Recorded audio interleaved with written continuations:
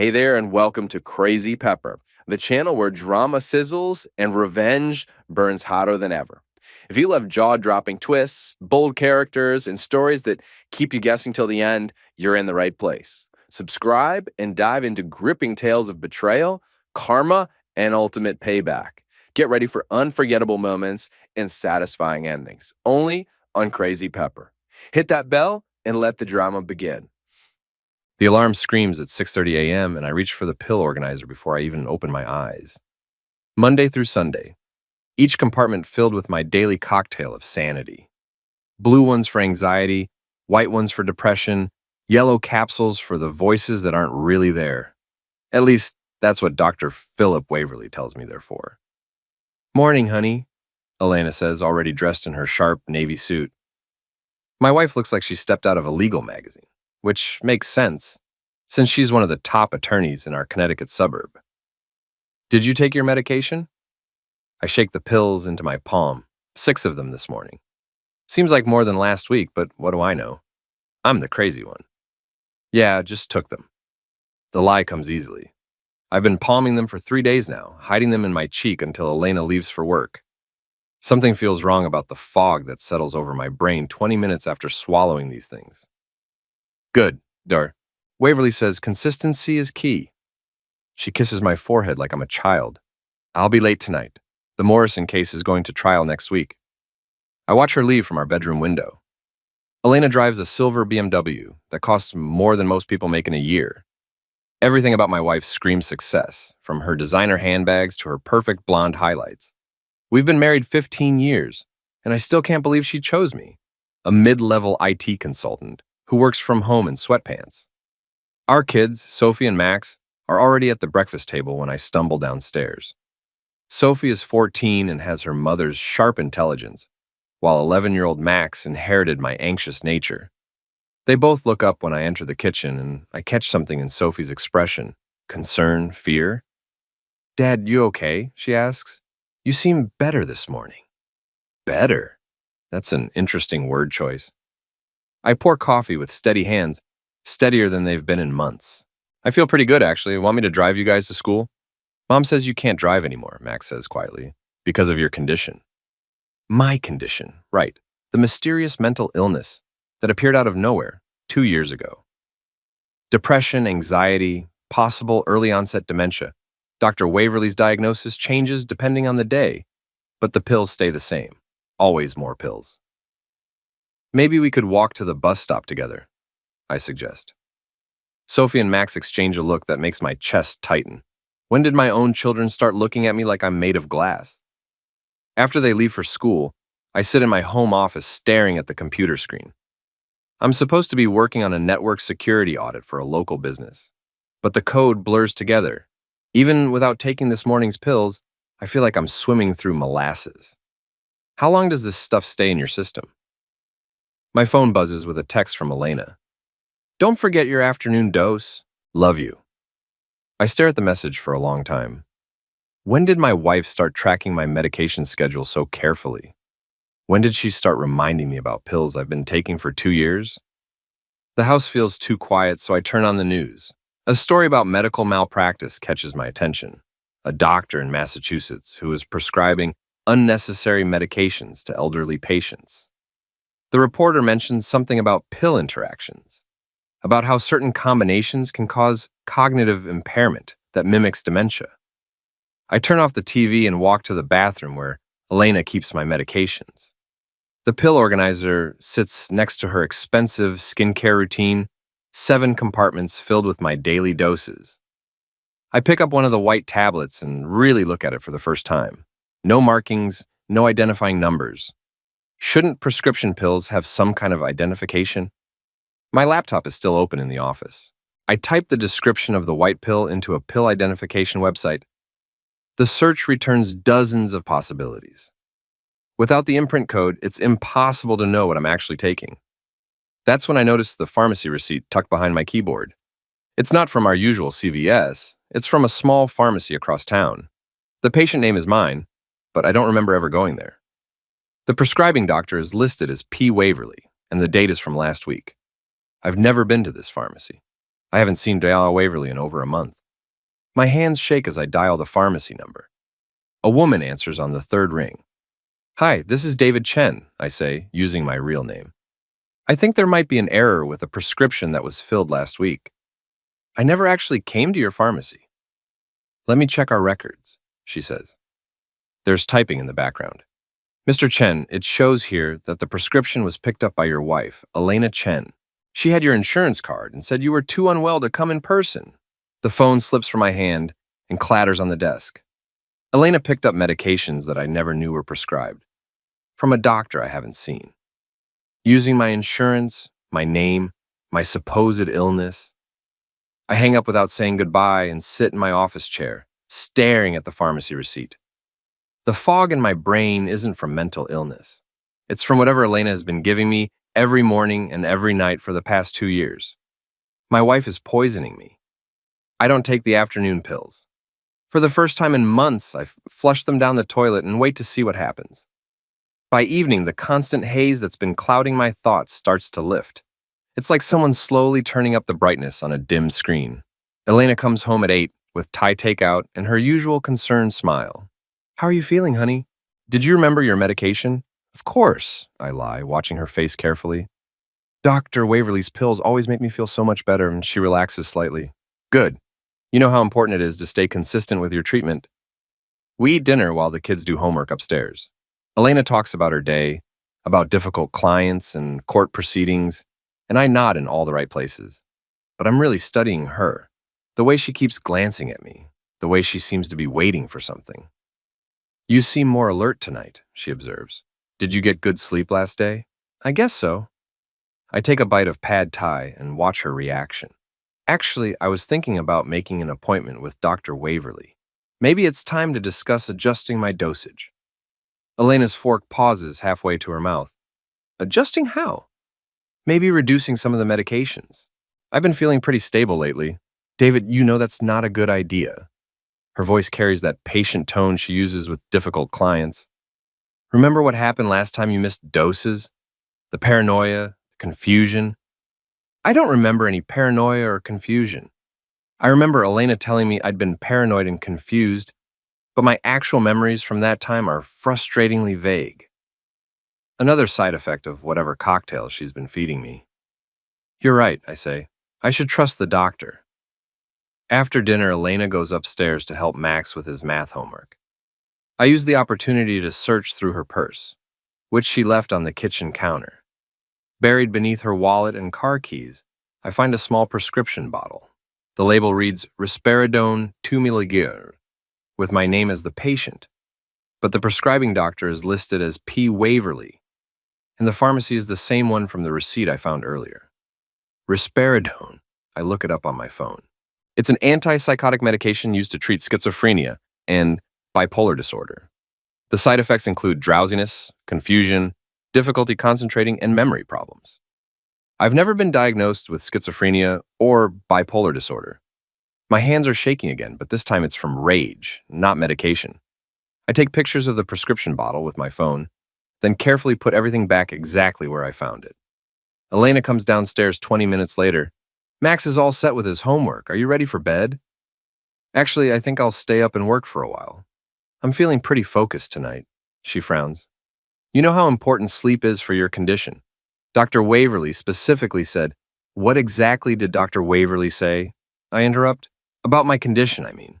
I've been having trouble remembering our last few appointments. David, we've discussed this.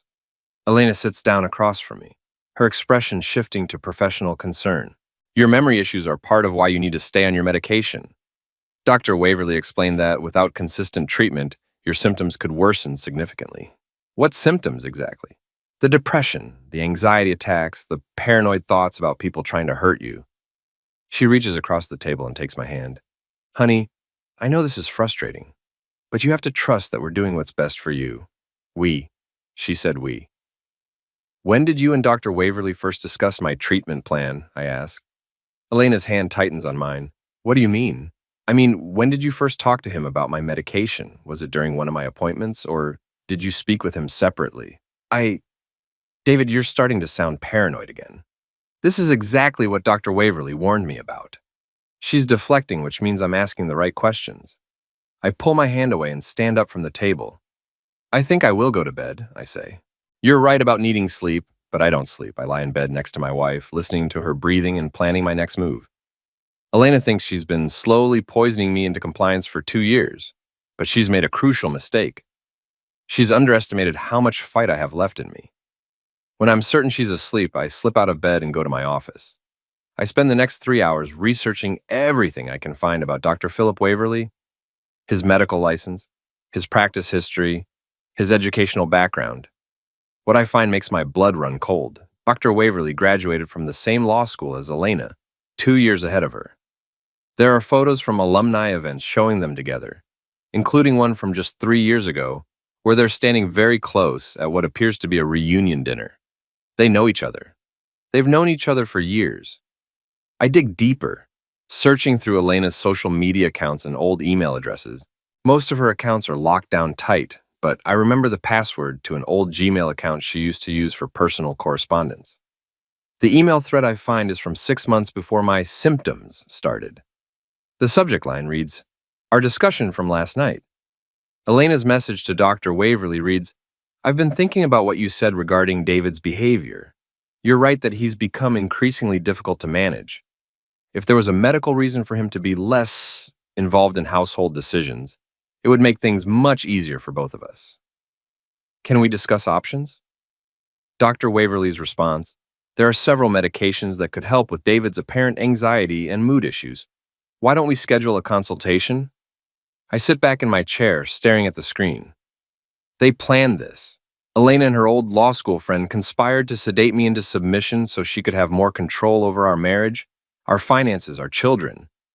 But why? Our marriage wasn't perfect, but I never thought it was bad enough for Elena to resort to this. I keep reading through the email thread, and the answer becomes clear. Elena has been having an affair with Dr. Waverly for over 3 years. The medications weren't just about control. They were about making me incompetent enough that she could eventually leave me and take everything, including custody of the kids.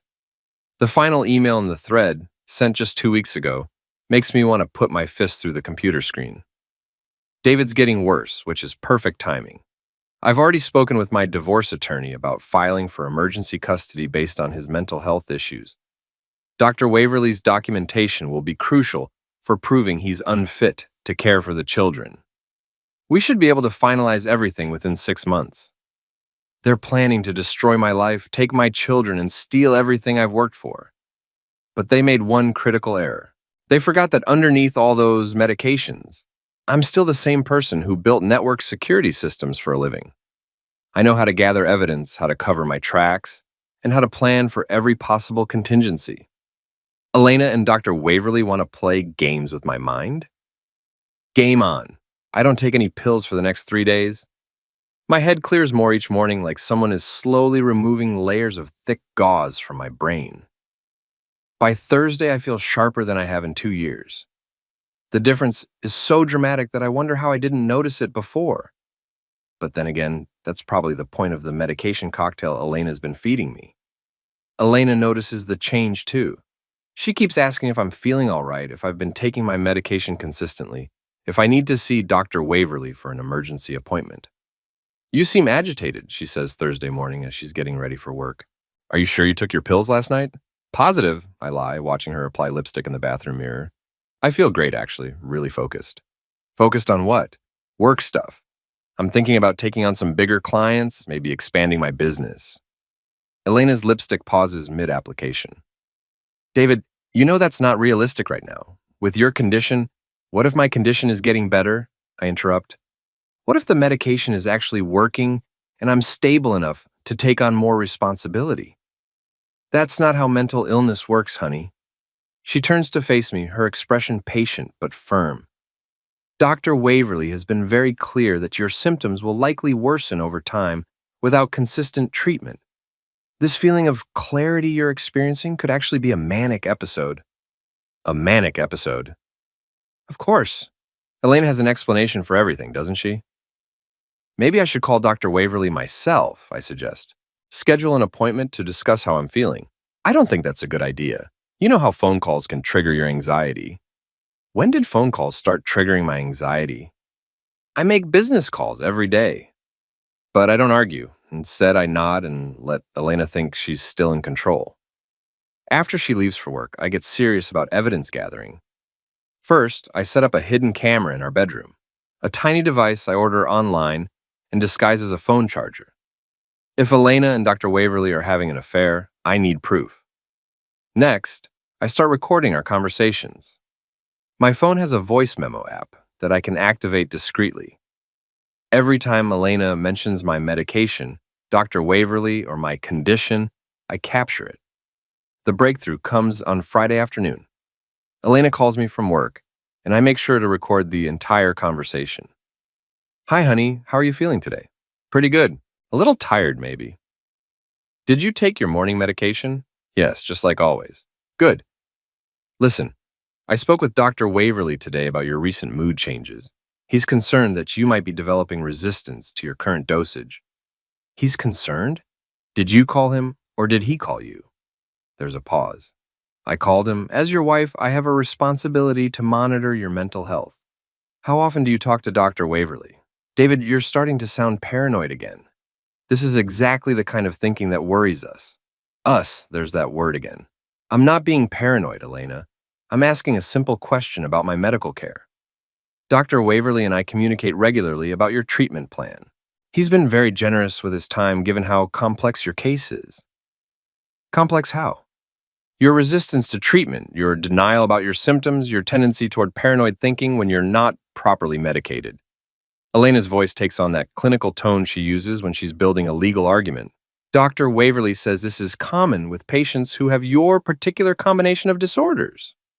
What disorders specifically? David, we've been through this. Major depressive disorder with psychotic features, possible early onset dementia, and anxiety disorder with paranoid ideation. I've never been diagnosed with any of those things, at least not by any doctor other than Philip Waverly. I think I should get a second opinion, I say. The silence on the other end of the line stretches for nearly 10 seconds. A second opinion about what? My diagnosis, my medication, all of it. David, that's not necessary. Waverly is one of the most respected psychiatrists in the state. Getting a second opinion would just confuse things and potentially disrupt your treatment progress. What if I wanted to disrupt my treatment progress? Then you'd be making a very dangerous decision that could put yourself and our children at risk. There it is, the threat I've been waiting for. Elena is already building her case for why I'm an unfit father. I would never put our children at risk, I say. Not intentionally, no, but without proper medication, your judgment becomes impaired. You become unpredictable. Remember the incident at Max's school last month? I don't remember any incident at Max's school, but then again, there are a lot of things I don't remember from the past 2 years. The medications have turned my memories into Swiss cheese. Remind me what happened, I say. You showed up to his parent-teacher conference completely disoriented. You couldn't remember the teacher's name, you kept asking the same questions over and over, and you became agitated when she tried to discuss Max's academic progress. It was embarrassing for everyone involved. This is the first I'm hearing about any of this. But Elena's description is so detailed, so specific, that it's hard to argue with.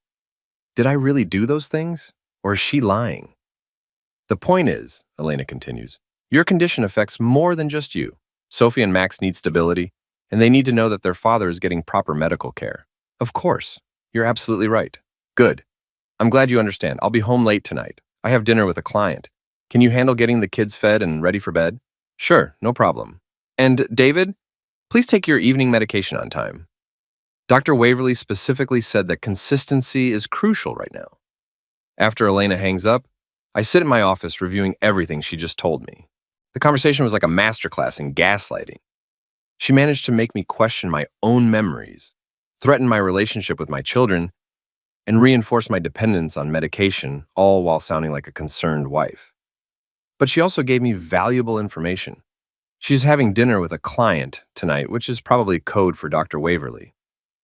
And she's clearly been discussing my case with him in detail, despite the fact that I haven't had an appointment in over a month. I spend the afternoon researching patient confidentiality laws. What I find is interesting. It's illegal for a doctor to discuss a patient's medical information with anyone, including spouses, without explicit written consent. I've never signed any such consent form. That evening, I feed the kids dinner and help them with homework, just like Elena asked. But I also do something else. I ask them about the incident at Max's school. Hey, Max, do you remember when I came to your parent-teacher conference last month? Max looks up from his math worksheet. You didn't come to my parent-teacher conference, Dad. Mom said you were too sick. Are you sure? Mom mentioned that I was there and seemed confused. No, Dad. You definitely weren't there. I remember because I really wanted you to meet Mrs. Henderson, but Mom said your medication was making you too tired to go out. Sophie looks up from her history book. Dad, are you okay? You've been asking weird questions lately? What kind of weird questions? Like asking us about things that didn't happen. Mom says it's because of your memory problems. I feel a chill run down my spine. Elena has been lying to me about events that never occurred, then telling our children that I have memory problems when I don't remember them. She's not just gaslighting me. She's training our kids to participate in the deception. Do you think I have memory problems? I ask Sophie. She hesitates, glancing toward the stairs as if checking to make sure Elena isn't home.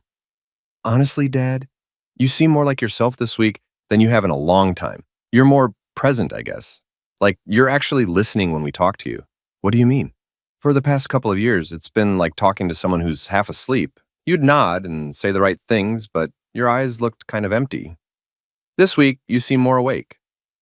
Out of the mouths of babes. My 14-year-old daughter has noticed the same cognitive improvement that I've been experiencing since I stopped taking Elena's pills.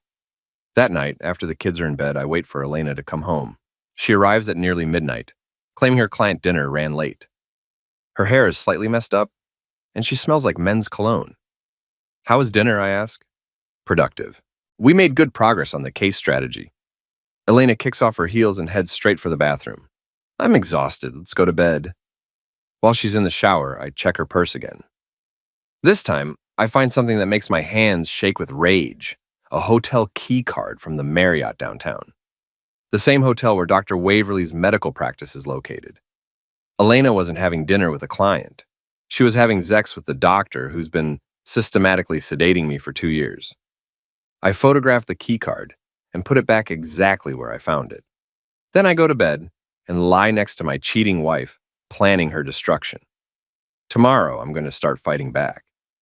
Saturday morning, I tell Elena I'm going to the library to work on a project. Instead, I drive to the Marriott downtown and have a conversation with the desk clerk. A $20 bill and a story about my cheating wife gets me exactly what I need. Confirmation that Elena Chen has been renting a room every Friday night for the past 6 months, always accompanied by the same man. Tall guy, dark hair, drives a black Mercedes, the clerk asks. That's him. Yeah, they're regulars. Always pay cash, always leave early Saturday morning. I thank the clerk and drive to my real destination, the office of Dr. Rebecca Martinez, a psychiatrist I found through my insurance company's website. Dr. Martinez has excellent reviews and, more importantly, no connection to Elena or Dr. Waverly. I'd like to schedule an emergency consultation, I tell the receptionist. I think I may have been misdiagnosed. Dr. Martinez can see me that afternoon. I spend the 2-hour wait researching everything I can find about the medications Elena has been giving me. What I discover is terrifying. The combination of pills she's been feeding me should never be prescribed together. The interactions between them can cause exactly the symptoms Elena has been describing to our children and friends. Memory loss, confusion, disorientation, and cognitive impairment. Dr. Martinez is a small woman in her 50s with kind eyes and a direct manner. She listens without interruption as I explain my situation, show her the prescription bottles I found in Elena's purse, and describe the cognitive changes I've experienced since stopping the medications. Mr. Chen, she says when I finish, what you're describing is extremely serious. These medications, taken in combination, could cause significant cognitive impairment in a healthy person. Do you have any history of mental illness? None. I've never been diagnosed with anything beyond occasional stress from work. And you say, Doctor, Waverly prescribed these without your knowledge? My wife has been picking them up from a pharmacy I've never visited, using prescriptions I never knew existed. Dr. Martinez makes notes in her file. I'd like to run some blood tests to see what's currently in your system. I'd also like to do a full psychiatric evaluation to establish a baseline for your actual mental state. The blood tests take 20 minutes. The psychiatric evaluation takes 2 hours. Dr. Martinez asks me hundreds of questions about my mood, my thoughts, my family history, my relationship with Elena and the children. Mr. Chen, she says when we're finished, based on this evaluation, I see no evidence of any mental illness. Your cognitive function appears normal, your mood is appropriate, and your thought processes are logical and coherent. If you are truly suffering from the conditions, doctor, Waverly has diagnosed, I would expect to see significant symptoms even after a few days off medication. So I'm not crazy? You're not crazy. But someone has been giving you medications that could make you appear crazy to outside observers. Dr. Martinez prints out a copy of my evaluation and hands it to me. I'm going to report this to the medical board. What Dr. Waverly has done, if your suspicions are correct, constitutes medical malpractice at minimum and possibly criminal attack. I drive home with Dr. Martinez's evaluation in my glove compartment and a plan forming in my mind. Elena thinks she's been playing chess while I've been playing checkers. Time to show her how wrong she is. That evening, I suggest we have dinner at our favorite restaurant, the same place where Elena and I had our first date 15 years ago. She seems surprised but pleased by the romantic gesture. You seem different lately, she says over wine. More like your old self. I feel like my old self. Maybe the medication is finally working. Dr. Waverly will be so pleased to hear that. Actually, I was thinking maybe I should thank him personally. Do you have his direct number? Elena pauses with her wine glass halfway to her lips. Why would you need his direct number? To schedule an appointment. To tell him how much better I'm feeling. I can handle scheduling your appointments, David. You know, phone calls make you anxious. They don't make me anxious anymore. I feel like I could handle just about anything right now. That's wonderful, honey. But let's not get ahead of ourselves. Recovery is a process. After dinner, we walk to our car through the restaurant's parking lot. That's when I see it. Dr. Waverly's black Mercedes parked 3 spaces away from our car. Elena, I say casually, isn't that Dr. Waverly's car? She follows my gaze and her face goes pale. I wouldn't know. I've never seen his car. Really? Because the license plate says Psych MD. Seems pretty distinctive. Elena fumbles with her car keys. Maybe he's having dinner here too. It's a coincidence.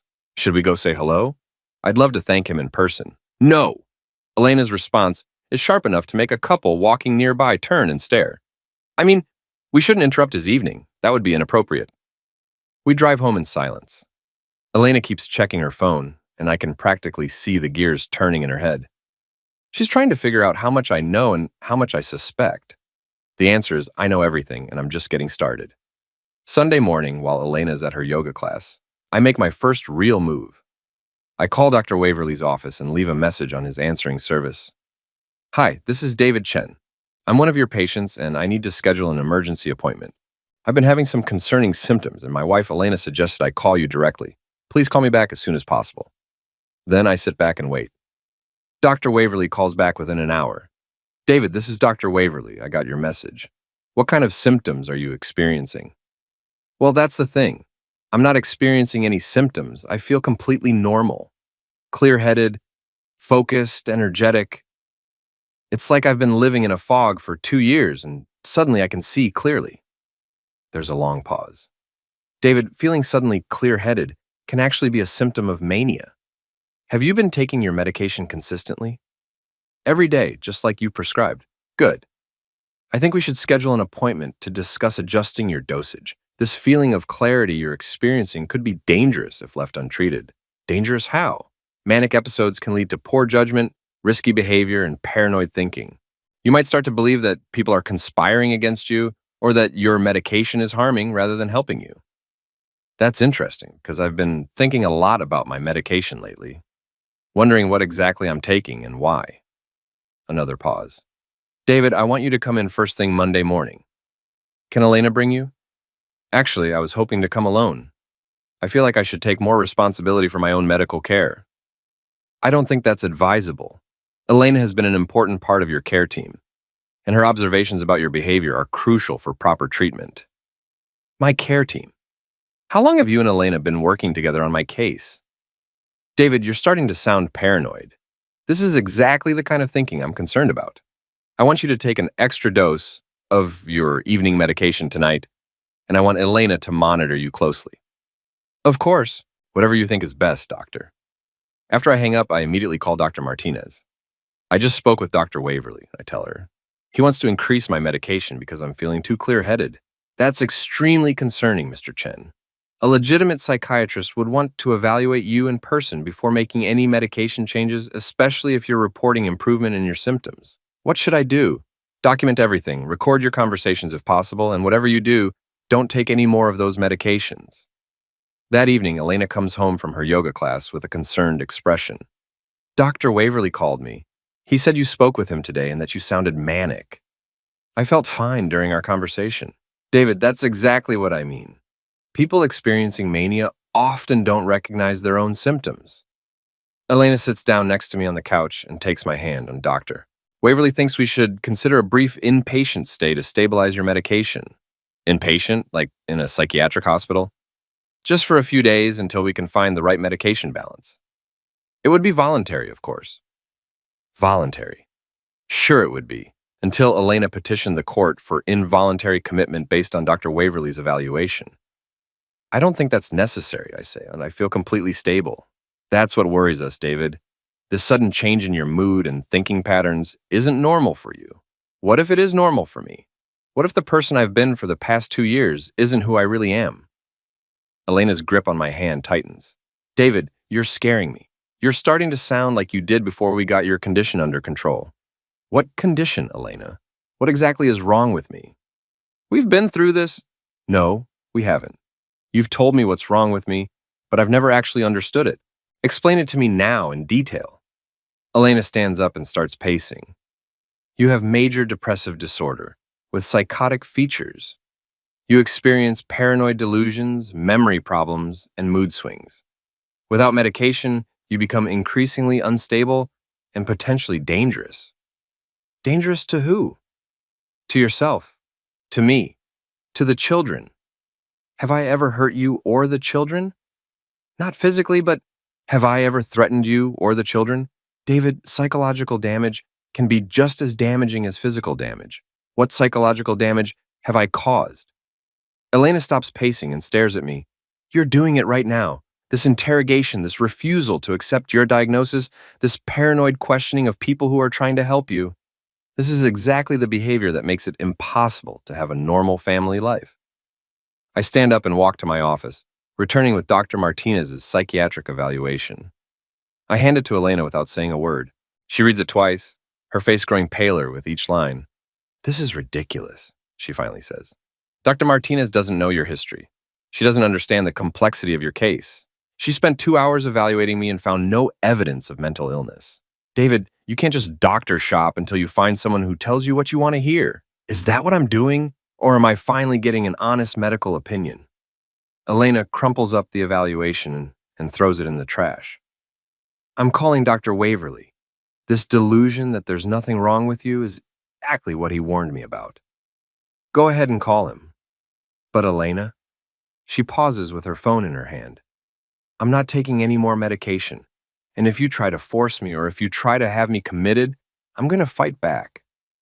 David, I'm not the same man you've been sedating for 2 years. I'm awake now and I remember how to protect myself. Elena stares at me for a long moment, then goes upstairs without another word. I retrieve Dr. Martinez's evaluation from the trash and smooth out the wrinkles. Then I lock it in my office safe, along with all the other evidence I've been gathering. Tomorrow, I start the real war. Monday morning, Elena leaves for work without saying goodbye. She's been making phone calls from the bedroom since 6 a.m., speaking in hushed tones that I can't quite make out through the door. But I don't need to hear her words to know what she's planning. The psychiatric hold, the emergency custody hearing, the final destruction of my credibility. What Elena doesn't know is that I've been planning too. After she leaves, I drive to the offices of Patterson and Associates, the law firm that handled my father's estate 5 years ago. Margaret Patterson is a sharp woman in her 60s who specializes in family law and has a reputation for taking on difficult cases. Mr. Chen, she says after I've explained my situation, what you're describing sounds like a coordinated effort to incapacitate you legally and medically. Do you have evidence? I hand her a folder containing everything I've gathered. The prescription bottles, the pharmacy receipts, the hotel keycard photos, Dr. Martinez's evaluation, and transcripts of my recorded conversations with Elena and Dr. Waverly. Margaret reviews the documents for 20 minutes, occasionally making notes or asking clarifying questions. When she finishes, she leans back in her chair and whistles softly. "This is one of the most elaborate cases of spousal misuse I've ever seen," she says. "Your wife and Dr. Waverly have essentially been conducting a slow-motion poisoning designed to make you appear mentally incompetent. Can we prove it? We can certainly try. But David, you need to understand that Elena is probably going to move fast once she realizes you're fighting back. She'll likely file for emergency custody today or tomorrow, claiming you're a danger to yourself and the children. What can we do to stop her? We get ahead of her. I'm going to file a restraining order against both Elena and Dr. Waverly, prohibiting them from administering any medication to you or discussing your medical care without your explicit consent. I'm also going to request an emergency custody hearing where we present your evidence." "How long will that take?" "If we file today, we could have a hearing by Wednesday. But David, I need you to understand something. This is going to get ugly. Elena is going to paint you as a dangerous, delusional man who's off his medication and threatening his family. She's going to use every dirty trick in the book." "Let her try." Margaret smiles grimly. "I was hoping you'd say that." We spend the next 3 hours preparing our legal strategy. Margaret's paralegal helps me organize my evidence while Margaret drafts the necessary motions. By noon, we've filed for a restraining order, an emergency custody hearing, and a formal complaint with the state medical board against Dr. Waverly. "Now comes the hard part," Margaret says. We wait. I don't have to wait long. Elena calls me at 2 p.m., and her voice is shaking with rage. "What the hell do you think you're doing, David? I'm protecting myself and my children. You just filed a restraining order against me, your own wife, my wife who's been poisoning me for 2 years. That's insane, David. You're having a complete psychotic break. Am I? Or am I finally thinking clearly for the first time since you started sedating me? I'm coming home right now. We're going to settle this." "Actually, you're not. The restraining order prohibits you from coming to the house or contacting me except through attorneys." Elena's silence stretches for nearly 30 seconds. When she speaks again, her voice is cold and controlled. "You have no idea what you've just started." "Yes, I do. I've started a war, and Elena, I'm going to win." She hangs up without another word.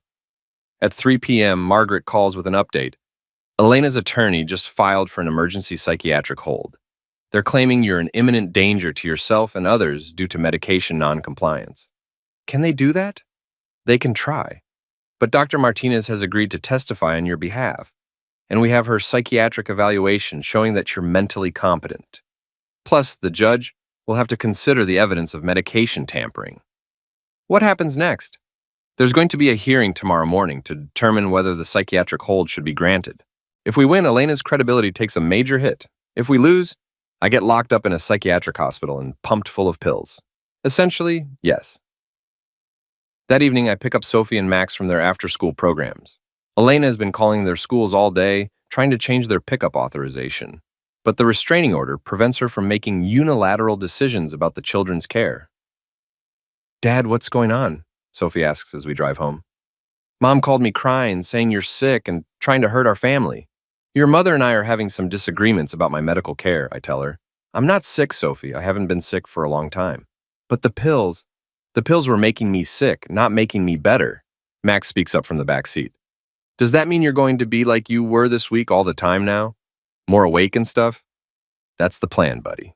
"Good," Sophie says firmly. "I like you better this way." That night, I tuck both kids into bed and try to explain what's going to happen without scaring them.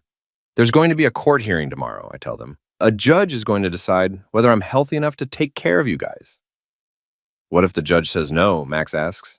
"Then you'll stay with your mother for a while, and I'll keep fighting to prove that I'm okay." "But you are okay," Sophie insists. "You're the most okay you've been in years." "I know that, and you know that. Now I just have to convince a judge." Tuesday morning arrives gray and rainy, which feels appropriate for what's about to happen. Margaret meets me at the courthouse, an hour before the hearing, to review our strategy one final time. "Remember," she says, "Elena's going to try to provoke you.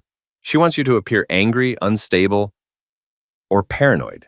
Stay calm, stick to the facts, and let the evidence speak for itself."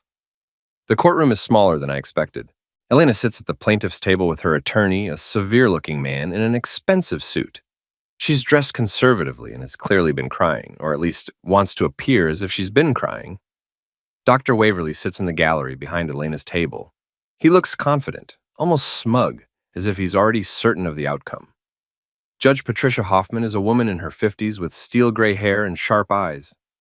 She reviews the case files for several minutes before looking up at the assembled attorneys.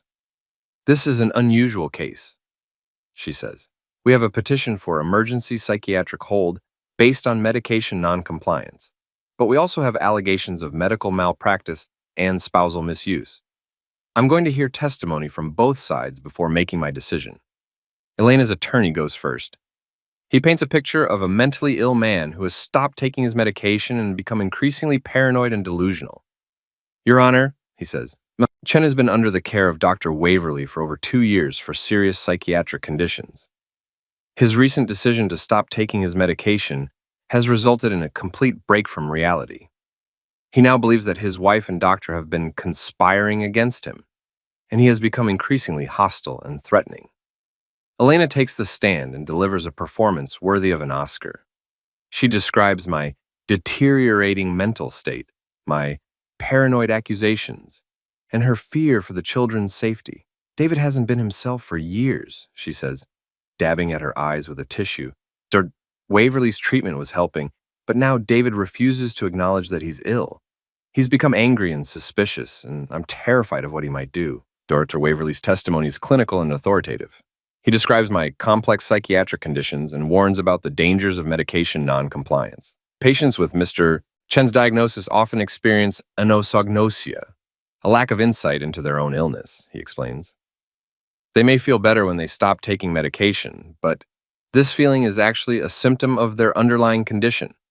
Without proper treatment, Mr. Chen poses a significant risk to himself and others." When it's our turn, Margaret starts with Dr. Martinez. "Dr. Martinez," Margaret says, "you conducted a comprehensive psychiatric evaluation of Mr. Chen last weekend. What were your findings?" "I found no evidence of mental illness," Dr. Martinez says clearly. "Mr. Chen's cognitive function, mood, and thought processes were all within normal limits. If he were truly suffering from the conditions Dr. Waverly has diagnosed, I would expect to see significant symptoms even after a brief period off medication. In your opinion, what could cause someone to appear mentally ill when they're actually healthy?" "Certain medications, particularly when used in combination or in inappropriate dosages, can cause cognitive impairment, confusion, and behavioral changes that mimic mental illness." Margaret introduces the prescription bottles, the pharmacy receipts, and the blood test results showing the dangerous pill combinations in my system. "Dr. Martinez, are these medications ever prescribed together?" "Never. The interaction between these pills can cause severe cognitive impairment. No responsible physician would prescribe this combination." When I take the stand, I keep Margaret's advice in mind. I speak calmly and factually, describing the timeline of my symptoms, the discovery of Elena's deception, and the dramatic improvement in my cognitive function since stopping the medications. "Your Honor," I say, "I'm not mentally ill. I've been systematically poisoned by my wife and her accomplice for 2 years. The evidence speaks for itself." Elena's attorney tries to rattle me during cross-examination, but I stay calm and stick to the facts. When he suggests that my accusations are proof of paranoid delusions, I simply point to the evidence. "These aren't delusions," I say. "These are documented facts. Prescription bottles with my name on them that I never knew existed. Hotel receipts proving my wife's affair with my supposed doctor. Blood tests showing dangerous pill levels in my system. This isn't paranoia. It's reality." Judge Hoffman recesses for an hour to review the evidence. When she returns, her expression is grave. "This court has reviewed all testimony and evidence presented today," she says. "The allegations against Dr. Waverly and Mrs. Chen are extremely serious and appear to be supported by substantial evidence. I am denying the petition for psychiatric hold and ordering an immediate investigation into Dr. Waverly's medical practices." Elena's face goes white. Dr. Waverly starts to stand up, then thinks better of it. "Furthermore," Judge Hoffman continues, "I am granting temporary custody of the minor children to Mr. Chen pending a full hearing on the allegations of spousal misuse and medical malpractice. Mrs. Chen will be allowed supervised visitation only. Elena's attorney immediately objects, but Judge Hoffman cuts him off. Counselor, your client stands accused of systematically poisoning her husband for 2 years. Until these allegations are fully investigated, I cannot, in good conscience, place minor children in her care. As we leave the courthouse, Elena tries to approach me, but Margaret steps between us. The restraining order is still in effect, Mrs. Chen. Any contact must go through attorneys. Elena stares at me with pure hatred in her eyes. This isn't over, David. Yes, it is, I replied. You just don't know it yet. That afternoon, I pick up Sophie and Max from school and take them home, in our real home where they belong. For the first time in 2 years, I feel like myself again. Clear-headed, focused, and ready for whatever comes next. Elena and Dr. Waverly thought they could destroy my life, steal my children, and get away with it. They were wrong. 3 months later, I'm standing in the same courthouse where my nightmare began to end, but this time I'm not the one on trial. Dr. Philip Waverly sits at the defendant's table in handcuffs. His medical license permanently revoked, facing charges of medical attack, conspiracy, and insurance fraud. The investigation that followed our custody hearing uncovered a pattern of misuse spanning 5 years and involving 12 other patients. Elena sits in the gallery, no longer the polished attorney who once commanded respect in this building. She's been disbarred pending the outcome of her own criminal trial, and the stress has aged her visibly. Her designer suits have been replaced by off-the-rack clothing, and her perfect hair shows gray roots she can no longer afford to maintain. The prosecutor, a sharp woman named Janet Morrison, is methodically destroying Dr. Waverly's defense. She presents evidence of the unnecessary prescriptions, the falsified medical records, and the kickbacks he received from pharmaceutical companies for prescribing certain medications. Dr. Waverly didn't just betray his oath as a physician, Morrison tells the jury. He weaponized medicine itself, turning healing into damage for personal and financial gain. The testimony from his other sufferers is devastating. An elderly woman whose family was convinced she had dementia until a new doctor discovered she was being over-medicated. A businessman whose wife had him declared incompetent so she could access his business accounts. A teacher who lost her job because medications were making her appear unstable. I testify on the third day of the trial. The courtroom is packed with reporters, other sufferers' families, and medical professionals who want to see justice served. Mr. Chen, Morrison asks, can you describe the impact Dr. Waverly's actions had on your life? He stole 2 years from me, I say, looking directly at Waverly. 2 years of my children's lives that I'll never get back. 2 years of memories that are forever clouded by the substances he forced into my system. He didn't just attack my body. He attacked my mind, my identity, my relationship with my children. How has your life changed since stopping the medications? I got my life back. I'm present for my children again. I can work, think clearly, make decisions. I remember what it feels like to be myself. Waverly's defense attorney tries to paint me as a vindictive ex-patient seeking revenge, but the evidence is overwhelming. The jury deliberates for less than 4 hours before returning guilty verdicts on all counts. Judge Hoffman sentences Waverly to 8 years in federal prison and orders him to pay restitution to all his sufferers. As the bailiff leads him away, Waverly finally looks in my direction. I see fear in his eyes for the first time, and I realize that he's finally understanding the magnitude of what he's done. Elena's trial is scheduled for next month, but her attorney has already approached Margaret about a plea deal. The evidence against her is just as damning as what convicted Waverly. The recorded conversations, the hotel receipts, the prescription bottles she collected without my knowledge. She's looking at 3 to 5 years if she pleads guilty, Margaret tells me as we leave the courthouse. Conspiracy, insurance fraud, and spousal misuse. What if she doesn't take the plea? Then we go to trial. And she's looking at 8 to 10 years. The prosecutor has her dead to rights. I think about Elena sitting in a prison cell, and I'm surprised to find that I don't feel the satisfaction I expected. Mostly, I feel tired. Tired of fighting, tired of anger, tired of looking backward instead of forward. I just want it to be over, I tell Margaret. It will be soon. And David, you should be proud of what you've accomplished. You didn't just save yourself. You saved 11 other people from the same fate. That evening, I'm at home with Sophie and Max, helping them with homework at the kitchen table, where Elena used to hand me my daily pills. The kids have adjusted well to our new normal. Sophie is getting straight A's again, and Max's anxiety has improved dramatically since Elena moved out. Dad, Sophie says, looking up from her history assignment, are you happy that Dr. Waverly is going to prison? I'm happy that justice was served, I tell her. I'm happy that he can't hurt anyone else. What about Mom? This is the question I've been dreading. Despite everything Elena did to me, she's still their mother. The kids have been seeing a therapist to help them process the situation, but it's still complicated. I'm sad about your mom, I say honestly. I'm sad that she made choices that hurt our family, but I'm not happy about anyone going to prison. Do you think she'll ever say she's sorry? Max asks. I don't know, buddy. Sometimes people do things that are so wrong that saying sorry isn't enough. But you forgive her, all right? I pause, considering my answer carefully. Forgiveness is complicated, Max. What your mother did was very serious, and it hurt a lot of people. I'm working on letting go of my anger, but that's different from forgiveness. Sophie nods thoughtfully. I think I understand. You don't have to forgive someone to move on with your life. That's very wise, Sophie. Later that night, after the kids are in bed, I sit in my office looking at a letter that arrived in today's mail.